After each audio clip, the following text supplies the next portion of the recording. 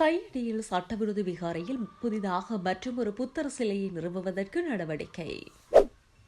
தைட்டு விகாரைக்கு எதிராக முன்னெடுக்கப்பட்ட போராட்டத்தில் கைது செய்யப்பட்ட வேலன் சுவாமிகள் உள்ளிட்ட 5 பிணையில் விடுதலை. தேசிய பாடசாலைகள் மற்றும் மாகாண பாடசாலைகள் என்ற வேறுபாட்டை மறந்து செயற்படுங்கள். பிரதமர் கலாநிதி அமரசூரிய தகவல்.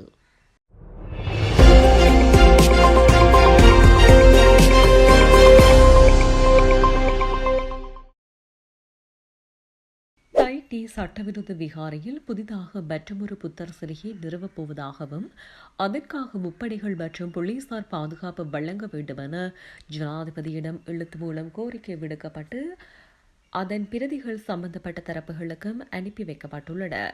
எதிர்வரும் ஜனவரி மாதம் 3ஆம் தேதி துருத்து போயா தினத்தன்று தைட்டி விகாரையில் தெற்கிலிருந்து புகையிரதத்தில் எடுத்து வரப்படும் புத்தர் சிலையை புகையிரத நிலையத்திலிருந்து சமய அனுஷ்டானங்களுடன் விகாரைக்கு எடுத்துச் சென்று அங்கு நிறுவுவதற்கு ஏற்பாடுகள் செய்யப்பட்டுள்ளன. அன்றைய தினம் புகையிரத நிலையத்திலிருந்து விகாரைக்கு புத்தர் சிலையை எடுத்துச் செல்லும் போது முப்படையினர் மற்றும் போலீசார் சமய ஊர்வலத்திற்குரிய பாதுகாப்புகளை வழங்க வேண்டும் என எழுத்து மூலம் கோரிக்கை விடுக்கப்பட்டுள்ளது. தைட்டி விகாரை தனியாரின் காணிகளை அடாத்தாக கையகப்படுத்தி அமைக்கப்பட்டுள்ளது. குறித்த விகாரைக்காக கையகப்படுத்திய காணிகளை உரிமையாளர்களிடம் ஒப்படைக்குமாறு கோரி ஒவ்வொரு பௌர்ணமி தினத்துக்கும் விகாரை முன்பாக போராட்டம் முன்னெடுக்கப்பட்டு வருகிறது. அந்த வகையில் ஜனவரி 3ஆம் தேதி புத்தர் சிலை நிறுவப்படவுள்ள பௌர்ணமி தினத்தன்று போராட்டம் முன்னெடுக்கப்படவுள்ளது. அதேவேளை தைட்டி சட்ட விரோதமான என்றும் விகாரை அமைந்துள்ள காணியில் எதிர்காலத்தில் எந்தவிதமான கட்டுமான பணிகளையும் முன்னெடுக்க வேண்டாம் எனவும் வலிவடக்கு பிரதேச சபையினால் விகாராதிபதிக்கு எழுத்து மூலம் அறிவிக்கப்பட்டுள்ளது. அத்துடன் தைட்டி விகாரை சட்டவிரோத கட்டுமானம் என மும்மொழிகளில் விகாரைக்கு முன்பாக அறிவித்தல் பலகை நாட்டுவது என வலிவடக்கு பிரதேச சபையில் கடந்த 18ஆம் தேதி தீர்மானம் நிறைவேற்றப்பட்டுள்ளமை குறிப்பிடத்தக்கது. தைட்டு விகாரைக்கு எதிராக நேற்றைய தினம் முன்னெடுக்கப்பட்ட போராட்டத்தின் போது கைது செய்யப்பட்ட வேலன் சுவாமிகள் உள்ளிட்ட 5 படையில் விடுதலை செய்யப்பட்டனர். சந்தேக நபர்கள் மற்றும் பெல்லாகம் பதில் நீதவான் காயத்ரி அகிலன் முன்னிலையில் ஆஜர்படுத்தப்பட்டனர். இதன்போது அவர்களை 1 லட்சம் ரூபாய் சரீரப்பணியில் செல்ல நீதவான் அனுமதி வழங்கியுள்ளார். இந்த நிலையில் குறித்த வழக்கை எதிர்வரும் 26ஆம் தேதி மீண்டும் விசாரணைக்கு அழைப்பதற்கு நீதவான் உத்தரவிட்டுள்ளார். தையிட்டி திஸ்த விகாரைக்கு சட்டவிரோதமாக கையகப்படுத்தப்பட்டுள்ள தனியார் காணிகளை விடுவிக்குமாறும் விகாரையின் விகாராதிபதிக்கு வழங்கப்படும் பதவி உயர்வு எதிர்ப்பு தெரிவித்து விகாரைக்கு முன்பாக போராட்டம் முன்னெடுக்கப்பட்டது. குறித்த போராட்டத்திற்கு எதிராக போலீசார் நீதிமன்ற தடையுத்தரவை பெற்றிருந்தனர். நாடாளுமன்ற உறுப்பினர்கள் மற்றும் அரசியல்வாதிகள் உள்ளிட்ட 29 பேர் போராட்டத்தில் கலந்து கொள்ளக்கூடாது என பேர் குறிப்பிட்ட தடையுத்தரவு பெறப்பட்டிருந்தது. இந்த நிலையில் நேற்று தினம் போராட்டம் முன்னெடுக்கப்பட்ட வேளையில் விகாரையை அண்மித்த சூழலில் கலக்கம் அடக்கும் போலீசார் உட்பட பெருமளவிலான போலீசார் குவிக்கப்பட்டனர். இதனால் போராட்டக்காரர்களுக்கும் போலீசாருக்கும் இடையில் முரண்பாடு ஏற்பட்டு அப்பகுதியில் அமைதியின்மை ஏற்பட்டுள்ளது.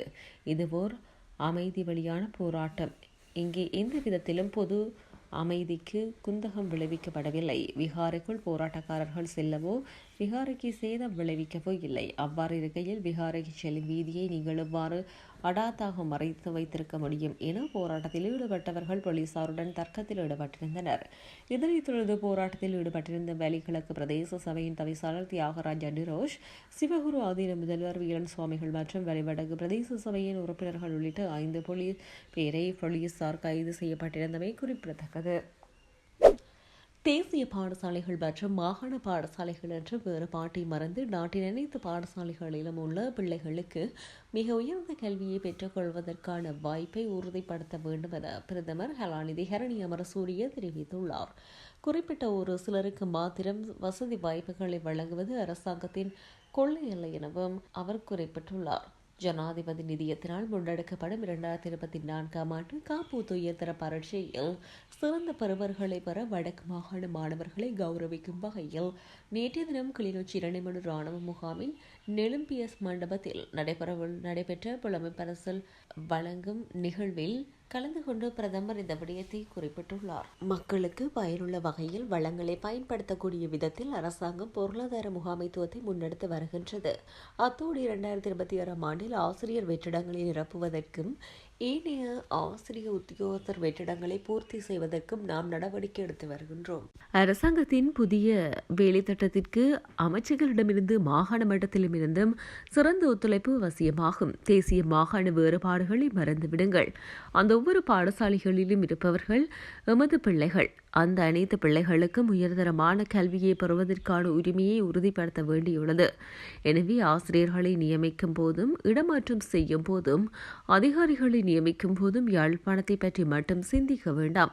ஏனைய மாவட்டங்களில் அமைந்துள்ள அனைத்து பாடசாலைகள் பற்றியும் சிந்தித்து அனைவரையும் சமமாக நடத்துங்கள். நீங்கள் உண்மையான திறமசாலிகள். இங்குள்ள நீங்கள் பல்கலைக்கழகத்திற்கு சென்று மீண்டும் வடக்கு மாகாணத்திற்கு சேவையாற்ற வருவீர்கள் என நான் நம்புகின்றேன். இன்னும் 3-4 வருடங்களில் வடக்கு பிரதேசம் தொடர்பான தீர்மானங்கள் எடுப்பவர்கள் நீங்களே.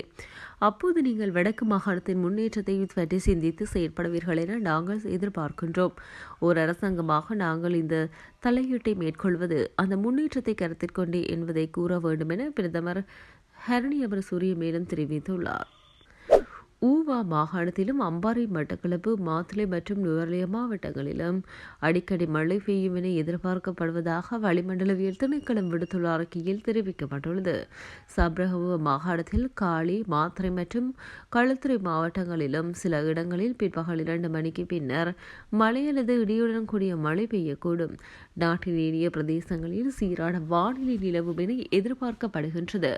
மத்திய வெளிநாட்டின் கிழக்கு சரிவு பகுதிகளிலும் வடக்கு, கிழக்கு, வட மத்திய மற்றும் வடமேல் மாகாணங்களிலும் ஹம்பாந்தோட்டை மற்றும் முனராகலை மாவட்டங்களிலும் அவ்வப்போது மடத்தியாலத்துக்கு 40 கிலோமீட்டர் வரையான வேகத்தில் ஓரளவு பலத்த காற்று வீசக்கூடும் என எதிர்பார்க்கப்படுகிறது.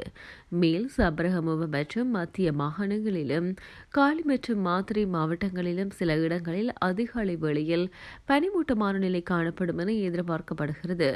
இடியுடன் கூடிய மழை பெய்யும் வேளைகளில் அந்த பிரதேசங்களில் தற்காலிகமாக வீசக்கூடிய பலத்த காற்று மற்றும் மின்னல் தாக்கங்களினால் ஏற்படக்கூடிய பாதிப்புகளை குறைத்துக் கொள்ள தேவையான முன்னெச்சரிக்கை நடவடிக்கைகளை எடுத்துக் கொள்ளுமாறு பொதுமக்கள் அறிவுறுத்தப்படுகின்றனர்.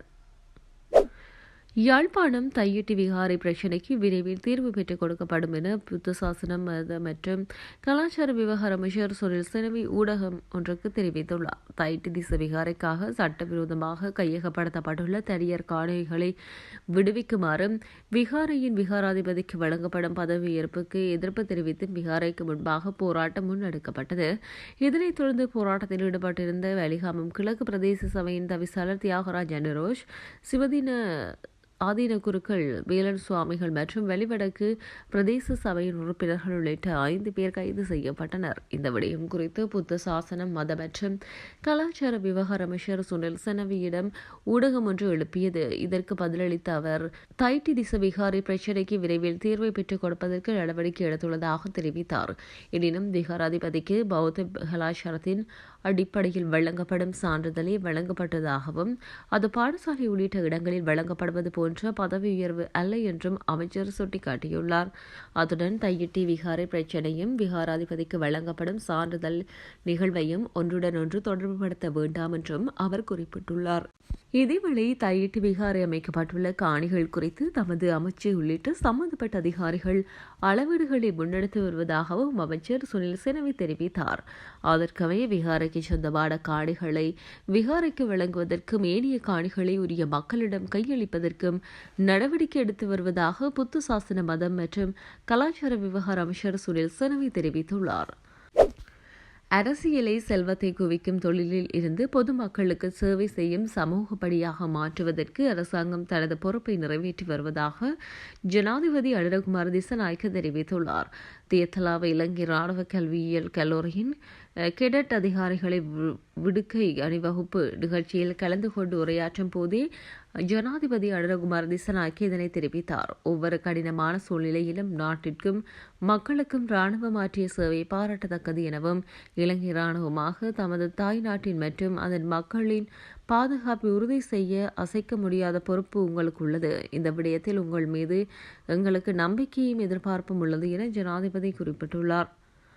இலங்கையின் வடக்கு, வடமத்திய, வடமேல் மற்றும் மேல் மாகாணங்களில் கடந்த சில நாட்களாக காற்றின் தரம் கணிசமாக வீழ்ச்சியடைந்துள்ளதாக மத்திய சுற்றாடல் அதிகார சபை ஊடாக பேச்சாளர் கலாநிதி அஜித் குணவர்த்தன தெரிவித்துள்ளார். தற்போது காற்றின் மாசடைவு மட்டம் 150 முதல் 200 வரை உயர்ந்துள்ளதாக அவர் சுட்டிக்காட்டியுள்ளார். மேலும் ஆரோக்கியமற்ற நிலையை குறிப்பதாகவும் அவர் கூறியுள்ளார். எல்லை தாண்டிய வளிமாசு நகர்வு மற்றும் தற்போது தீவிரமடைந்துள்ள வடகிழக்கு பருவக்காற்று ஆகியவற்றின் தாக்கமே இதற்கு முக்கிய காரணமாகும். கடந்த ஆண்டுகளிலும் இதேகால பகுதியில் இவ்வாறான நிலைமை அவதானிக்கப்பட்டதாக அவர் சுட்டிக்காட்டியுள்ளார். நாடு முழுவதும் நிலவும் காற்றின் தரத்தை மத்திய சுற்றாடல் அதிகார சபை தொடர்ந்து கண்காணித்து வருகிறது. காற்று மாசுபாட்டினால் பாதிக்கப்படக்கூடிய நிலையில் உள்ளவர்கள், கோளாறு உள்ளவர்கள், முதியவர்கள் உள்ளிட்டவர்கள் இதனால் உடல்நல பாதிப்புகளை எதிர்கொள்ள நேரிடலாம் என கலாநிதி குணவர்த்தன தெரிவித்துள்ளார். பாதிப்புகள் ஏற்படும் பட்சத்தில் உடனடியாக மருத்துவ ஆலோசனைகளை பெறுமாறு அவர் கேட்டுக்கொண்டுள்ளமை குறிப்பிடத்தக்கது. தையிடியில் சட்டவிரோத விகாரையில் புதிதாக மற்றும் ஒரு புத்தர் சிலையை நிறுவுவதற்கு நடவடிக்கை. தைட்டு விகாரைக்கு எதிராக முன்னெடுக்கப்பட்ட போராட்டத்தில் கைது செய்யப்பட்ட வேலன் சுவாமிகள் உள்ளிட்ட 5 பிணையில் விடுதலை. தேசிய பாடசாலைகள் மற்றும் மாகாண பாடசாலைகள் என்ற வேறுபாட்டை மறந்து செயற்படுங்கள். பிரதமர் கலாநிதி அமரசூரிய தகவல்.